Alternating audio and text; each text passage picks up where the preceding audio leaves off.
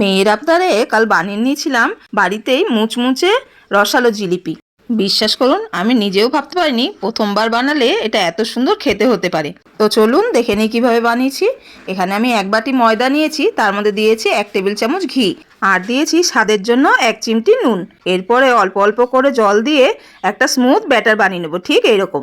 এরপর এটাকে রেস্টে রেখে দেবো। এইদিকে আমি বানিয়ে নেবো চিনির শিরা। এখানে আমি নিয়েছি 1 বাটি চিনি আর 1 বাটি জল। চিনিটা গলে গেলে এর মধ্যে দিয়ে দেবো একটু কেশর। কেশর দিলে রংটাও খুব সুন্দর আসে, একটা হালকা মিষ্টি গন্ধও আসে। রসটা খুব গাঢ় হবে না, ঠিক এরকম হালকা হালকাতেই নামিয়ে নেবো।